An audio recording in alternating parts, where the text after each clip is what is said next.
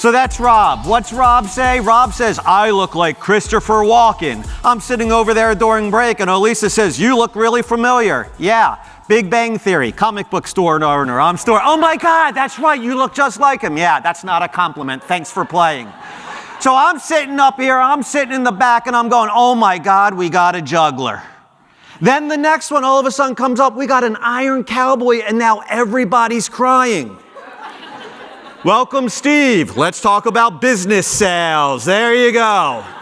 Let's add insult to injury. I'm also an attorney who wants a hug. Come on, all right? I mean, that's where we are. So let's get into this, all right? I'm going to ask a real simple question. Is knowledge power? No! Knowledge is not power. Power is derived from how you use your knowledge. You have to do something with the information that you have. You need to take the C and the A in education and flip it and turn your education into eduaction. Because look, you like that one. Because education, information, knowledge without action, that just makes you a book. What we need to do is education makes us smart. Eduaction makes us successful.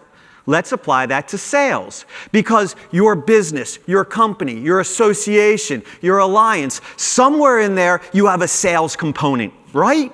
That you're either selling a product, or you're selling a service, or you're selling a membership. We are all directly or tangentially involved in sales, and there are two types of sales techniques. You got transactional and you got relationship. Transactional. This is what I got. This is what it costs. You want it. Fantastic. Have a great day. Relationship. I'm going to ask you probing questions. I'm going to figure out what makes you tick. And I'm going to customize, craft, and create a solution you're going to like so much, going to knock your socks off. How you like me now? Obviously, you have no socks. It's already worked on you. See, I see you smiling because you're going, that's us. We're all about the relationship. We're relationship people because business is based on relationships. But here's my question. What are relationships based on? I heard it. Someone said trust. We're going to get to trust in a minute. Hold on, we'll get to trust. But relationships are built on transactions. Think about the questions we hear. What's your rate? Transactional. How much does it cost? Transactional question. What are the specs? What's our timeline for this? Those are all transactional questions. Nobody's ever come up to you and said, hey, want to have a relationship? No. No, I'm not saying that relationship isn't important. Relationship is very important. But what I'm saying is, don't you dare discount the importance of the transaction. Because unless you have a good transaction, you're never going to get to the relationship. You ever bought anything at a place called Amazon.com? Everybody has. Amazon.com is teaching the world to be what? Transactional. Point, click, and get. You don't have to learn anybody's name. You don't have to shake anybody's hand. You don't have to talk to anybody. Just point, click, and get. And we're all sitting here saying, but business is based on relationships. And that's why they created Prime. Prime is Amazon's definition of a relationship. And how did they get there? You bought something through Amazon, they said, how was the transaction? It was great. You buy something else, it was great. You buy a third thing, it was great. Hey, hold on a second. Why don't you give me a little bit of money? I'll give you free shipping. I'll give you free movies. Hey, let me hold on to your credit card. You can trust me because we're in a relationship. What they did was they converted the transaction into the relationship. That is called a translationship. And that's exactly what you want to do. You want to, no matter what your transaction is, if it's an event, if it's a phone call, if it's a conversation, if it's an email, you want all of those transactions to go so well that they, the customer, wants the relationship with you. That's the translationship. How do you get there? Every customer, internal and external, wants four things. They want it fast, they want it easy, they want quality, and they want it reasonably priced. Oh no, Steve. Here in Iowa, you got to be the low-cost provider, baby. It's all about cost. You got to be low cost. How many of you ever bought a bottle of Fiji water? Fiji does $2.8 billion worth of sales every single year, and they're not the low-cost provider. See, what happens is when you are delivering whatever it is, and you are fast, and you're easy to work with, and you're providing quality at a reasonable price, the transaction, they're getting to know you, like you, and trust you. The relationship. That's the translationship. Now notice, trust was last on that list. Why? Because trust is developed. It is earned through the transaction. If the first thing out of somebody's mouth to you is ever, trust me, run away from that person immediately. So what we've just done is been, if I dare say it, educated on the concept of translationship, that you need to take action to make the transaction fast, easy, of quality, and reasonably priced, and that will get you the relationship. Now let's talk about 4 other things that everybody needs to do, even if you're not in sales. And the first thing is the golden rule. We all know the golden rule. Do unto others as you'd have them do unto you. It's okay. Yeah, you should, but it's a little juvenile and it's a little negative. Why? Because we usually say it to kids, don't be a jerk to somebody because you wouldn't want them to be a jerk to you.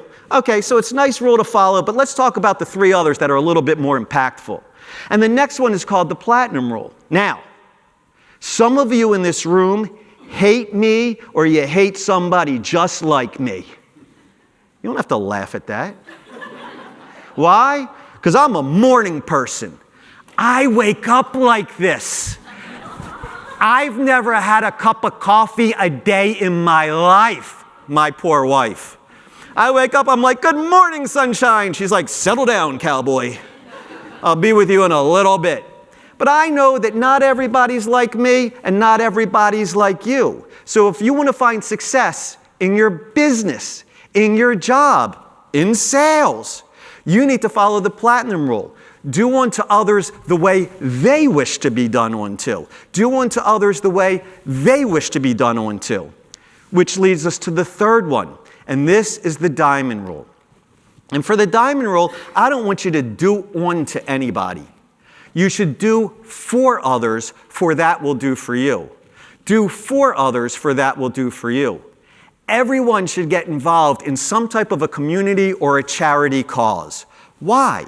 Because when you get involved in a community or charity cause, you're helping other people. And you know what happens when you help other people? You make them happy. And you know what happens when you make other people happy? You make yourself happy. That's a win-win. But wait, Ronco, there's more. It's actually a win-win-win. Because when you get involved in a community or a charity cause, you grow your overall network with people you had never met before that what? They know you, like you, and trust you. Why? Because they met you through doing good for somebody else. That's the exact person that you want to have in your network. And then we're going to come up with what? It's called the silver rule. Who in this room has a kid under the age of 10? Anybody in this room have a kid under the age of 10? You in the glasses. What's your kid's name? Oakley? And how old is Oakley? 2.5. Okay, I'm going to ask you a question. I'm telling you flat out the answer to this question is no. All right? The answer is no. Have you ever looked at Oakley and said, hey, Oakley, you're a complete idiot, a total moron, an absolute failure? No, of course you never say to sweet Oakley, you're a complete idiot, a total moron. How many of you ever lost your keys? How many of you ever said to yourself, you're a complete idiot, a total moron, an absolute failure? Folks, if we're willing to give Oakley a break, why aren't we giving ourselves a break? You know what we should be doing? We should be doing unto ourselves the way we do unto others. Do unto ourselves the way we do unto others. We should be giving ourselves a break and give other people a break. Because the greatest 2 G's in disco are Gloria Gaynor. At first, she was afraid. She was petrified. But she will survive. But I don't want to just survive. I want to thrive. And if you want to thrive, you got to follow 2 other G's: grace and gratitude. Grace and gratitude. What's grace?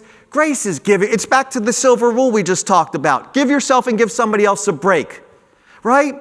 The next time somebody cuts you off in traffic, don't cuss them out and get angry, what a jerk they were. Think, oh my gosh, I hope nobody's hurt. I hope they're not going to the hospital. Give them a little grace. The next time somebody says, I'll call you back in 10 minutes, and it's 11 minutes and they haven't called back, they probably moved on to something really important. Give them a little grace. And gratitude is simply giving thanks. And I'm a little weird about gratitude, because I know we all have Zoom fatigue. We're all sick of Zoom calls, and I have gratitude towards a company called Zoom every day. Why? Because during COVID, when millions of people were losing their jobs, I was able to communicate and consult with my clients and keep my job going. And I got to tell you something, I think COVID's coming back. My daughter just got it, right? So I actually have gratitude towards Zoom because they did that. And I have gratitude to each and every one of you sitting in this room today, because you took the time and the effort to come here to figure out how to make your conference as good as it can be. So I say to you, thank you very much.